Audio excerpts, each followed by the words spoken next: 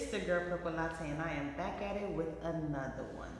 As you can see, guys, it is the interview set up again, but I am here with Love India. India Love. So, guys, we all are gonna get to know her a little bit better, and so are you. So tune in, and we'll see how this goes. So, with the name India, I would assume that's your real name or no? No. Oh wow. India is not my real name. My real name is actually Latoya. Latoya, okay. Yeah. Okay.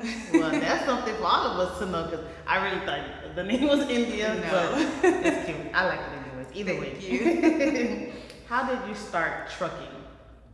I started trucking. Trucking came about because I am a convicted felon. I've been to federal prison, and when I caught my case, I got out.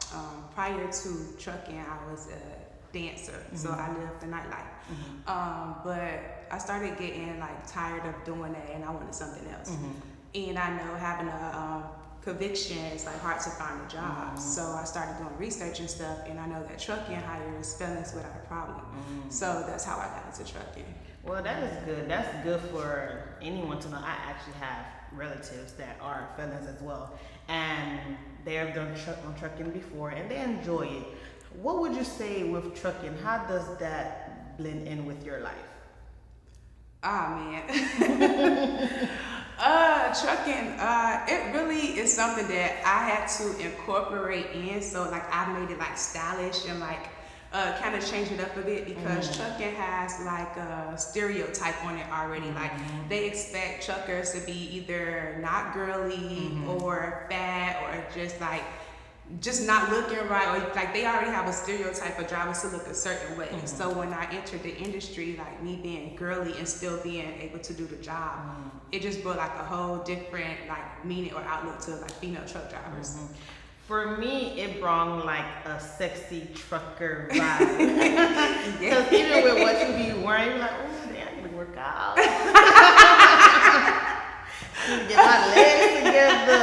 But I like it. I like it. I don't see myself being a trucker. But if someone does, think about being a trucker, you could still be a trucker and still look good. Yeah. You don't have to wear those baggy jeans. Yeah. And hair not done. Right. And stuff like that. So I love it. Thank Continue. you. How is your schedule My schedule? with trucking? Well, I'm just transitioning over to local. I've been over the road for years. So when I was over the road, it's you're away from your family. I was over the road during COVID, so it was even more different for me. I stayed out 2 months at a time. And that's because I don't have kids, so that wasn't an issue or anything like that. I didn't have to run back home. And because everybody was on lockdown, to me, it didn't make sense to just be home and everybody's on lockdown, so I'd rather be on the road making money. Yep. So I stayed out. But regularly, most truckers that's over the road, they run 2 to 3 weeks at a time, and they come home 3-4 days a month. Would you say outside of trucking, do you still have a life outside of that? Yes, I make a life outside of trucking. Gratefully, the job I have now, I'm off on weekends. So weekends are my time to do my own videos or to just do whatever, my me time, my hair appointments, nails, or go shopping or a movie or something like that. So I make the time. Okay, that's good. As long as you're not forgetting about Oh, you. no. Sometimes we get caught up in, I want to make money, I need to make money, I need to go to work. But a lot of times we forget about ourselves. Definitely, the me time is definitely needed. And I feel like you have an advantage because you ain't got no kids. So you could be out on the road for, X amount of time. But I'm sure it would have been different if you did have kids. Yeah, I don't think I would have been able to do it. I think I would have been depressed, not able to watch my kids grow up, but missing out on a lot of things. So yeah. Have you ever been on an icy road? Yes, my first job was based in Denver, Colorado. Oh, whoa. So I've done mountains, I've done black ice, I've done snowstorms, I've experienced it. When you're driving the truck, are you alone or you have a passenger with you? I drive alone, but for a while I did team. Oh, okay. Yeah, I did team. When it comes to the truck, you ever been afraid if it's gonna tip or You ever When crash? I first started, yeah, thankfully I haven't had any accidents or any incidents at all. But when I first started, I was nervous because this was like something completely new for me, like totally new. And I started way in Colorado driving in mountains. So like I've never been in mountains or drove mountains even in a regular car. So it was like I'm trying it out in a whole 18-wheeler. And then I had 57-foot trailers to pull because of the account they had me on.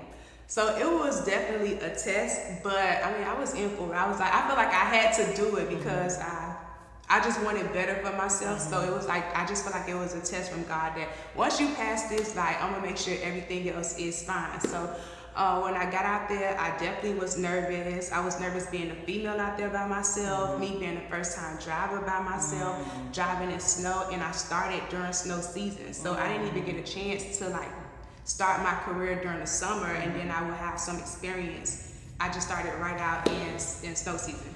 Sheesh. Would you say this is a career that is easy to get into? Yes, it is. It's very easy to get into. All you have to do is study for the 3 tests to take at the DMV, and then find a trucking school, and you get your license. Like I think it was really easy for me to get into it. Well, that's good.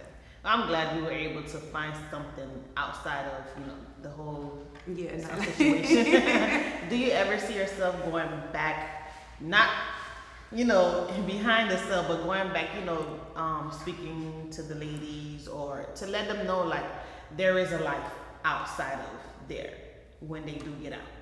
As far as the people that like in prison, yeah, I would love to do that because I feel like a lot of people get discouraged like about like their past and stuff like that, and like I really want people to know that like your past do not define you. Like people see me and they wouldn't even think I have a record. Like when I do tell people, they're like, nah, you lying. Like they would not believe me. So for people that feel like that, like I want to be like the person that they look at and be like, if she could do it, I could do it. Like it don't have to be trucking. You can be an entrepreneur. You can start a business, lawnmower, plumbing. It's so many opportunities outside of what people tell you no to that somebody's gonna tell you yes. So I'm hoping that like people get out and they will see me and want to do better, not feeling that once I'm a convicted felon, nobody else is not gonna look at me. Like I have to keep continuing the life that I'm doing now because you don't. That is true. That is true because some people live off of hope, and when they see someone that were in the position they were in and see that they're living life and they're happy and they've accomplished a lot of things, it gives them hope. It gives them the thought like, okay, maybe this could be me one day. Maybe I can come out and do whatever I want to do. So you're giving those hope. Can you give us, tell us your day off? My off day? Yeah. Tell us a day off. Like what do you do on your day off? On my day off, first thing is I'm sleeping in because with the job I have now, it's like I'm on a schedule, so I work from like 7 to 4. So I'm up early to get to work. So I'm sleeping in. Then once I get up, I'll probably have things that I have to film or something for my channel or whatever. And then I'll have either a hair appointment already booked or I'll go to the nail salon. I do massages a lot. Like I go to the spa and I do get massages.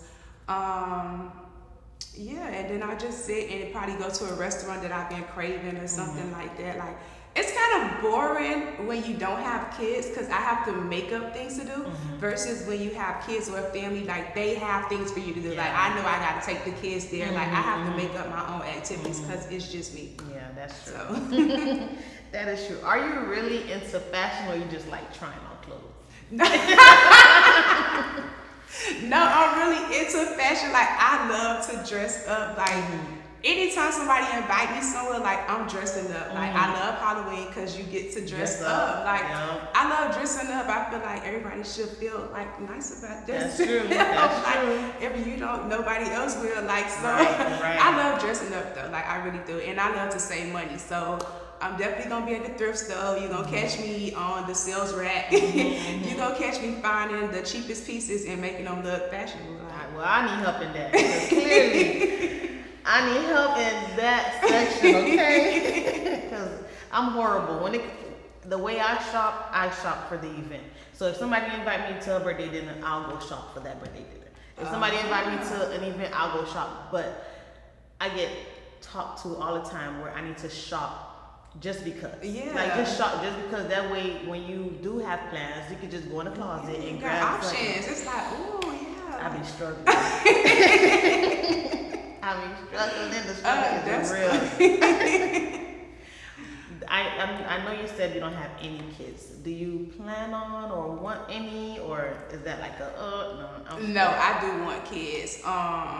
The way I grew up, like I wasn't grew up in like a real family oriented growing up like that. So I want that for my kids, like, and I want to leave stuff behind for my kids. I feel like if I'm doing all of this, like who's going to carry it on and stuff like that. So I'm considering having kids.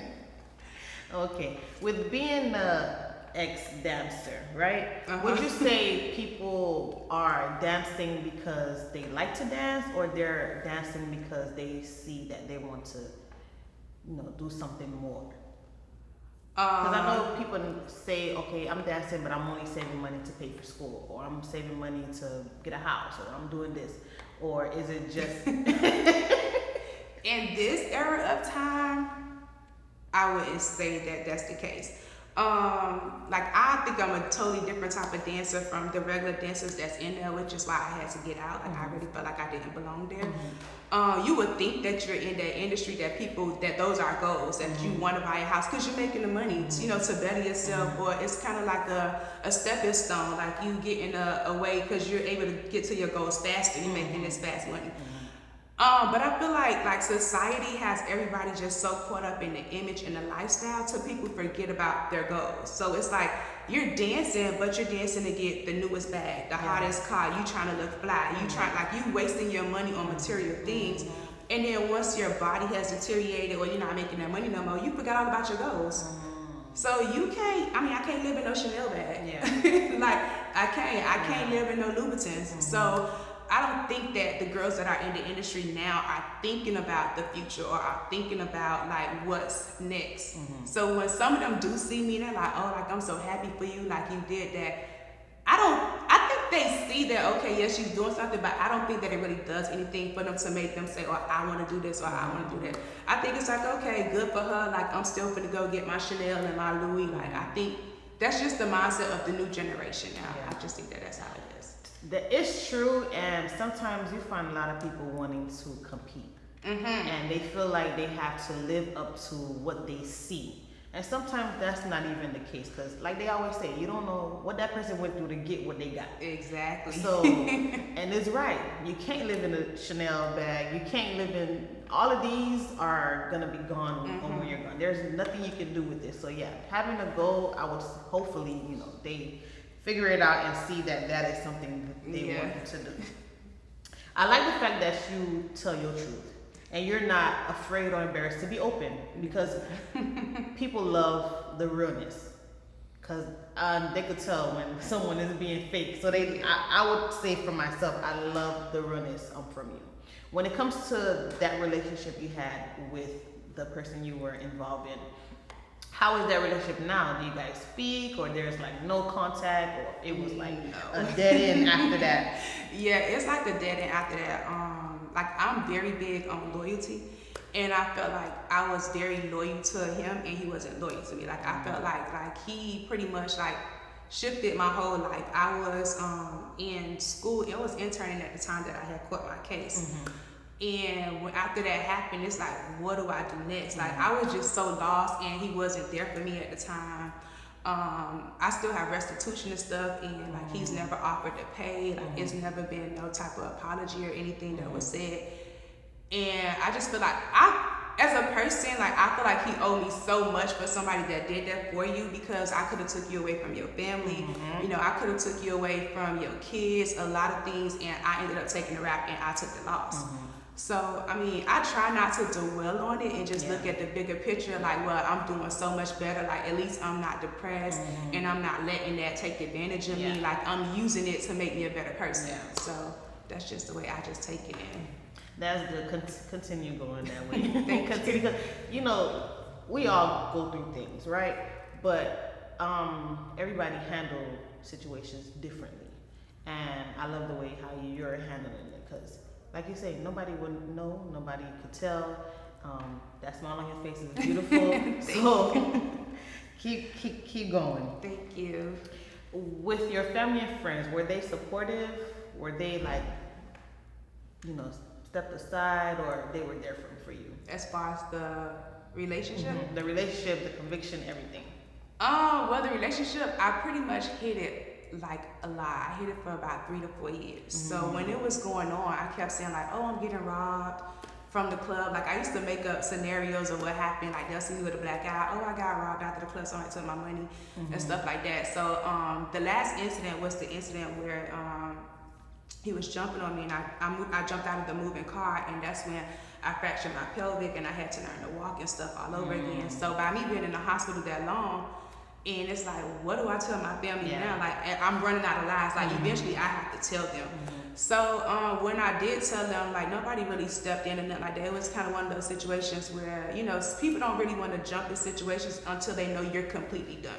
Because they don't want to get themselves involved and then you go back to the situation. So I kind of understood that.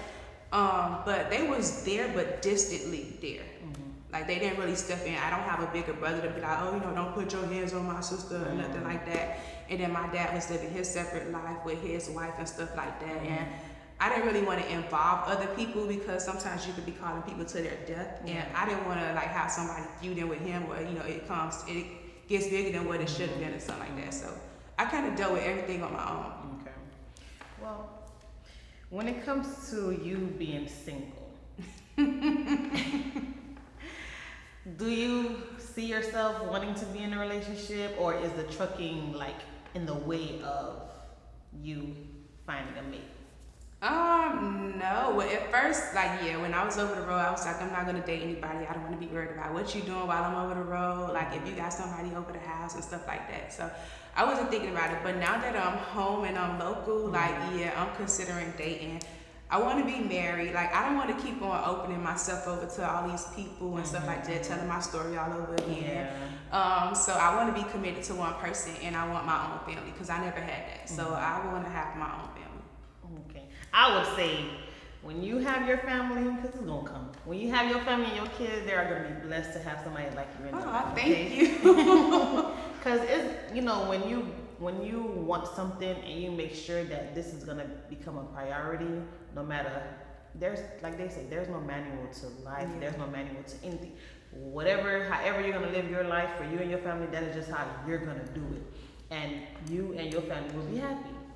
Thank you. So I'm looking forward to seeing the day with the husband and the kids. Right, we're gonna manifest that because I'm big on manifestation. So we're gonna manifest that. Yes, we are. I see that you love to travel. What is a dream place you haven't been to that you would love to visit? I would love to visit Paris. Like Paris, I want to go by the Eiffel Tower. But I want to do it with my significant other because I saw this lock bridge. Yes, and we have to put the lock on the bridge. That is my dream vacation. I'm with you on that. I haven't been there either, but is that lock gate? Yes, it's so beautiful. Yeah, it's really nice. It's so good. Guys, I enjoyed India Love. I'm sure you did. There's a lot of information that I found out, and you guys too. So we're gonna get into the game, and we'll be right back. All right, y'all, so we're going to get into the game. This game is called Rate the Outfit. So you're going to help me rate the outfits. I'm going to give her different scenarios, and she's going to change for that event. So we're going to start. The first event will be first date. I'm coming. Okay. All right, guys, this is the first date look. Listen. If you ain't coming correct, don't come at all. Okay? And she not looking to mingle. She looking for a husband. Yes, I love it. Okay, just know I'm still in my head. I'm still in office in my head. Guys, what do you guys rate this? I ain't gonna lie, I rated a 10. I love how you got the dress, you're showing a little bit of cleavage, and you got a little top thing on top, and this purse is banging. And the shoes, love it. Perfect Perfect for a first date. Love it. Not too much, but just right. All right, I ain't gonna lie. The next one, I'm gonna say going to the gym. The gym. This color, the shade is beautiful. I love this color shade. Okay, guys, if you want a good workout, she is ready for it. Okay, I ain't gonna lie, I give this a 10. What y'all rate? Let me know what y'all rate, cause I like it. It's cute, it's comfortable. You can breathe. Sweat gonna drip, but that's okay. You feel me? So the next event, we in Miami. It's the weekend. Who don't like the brunch?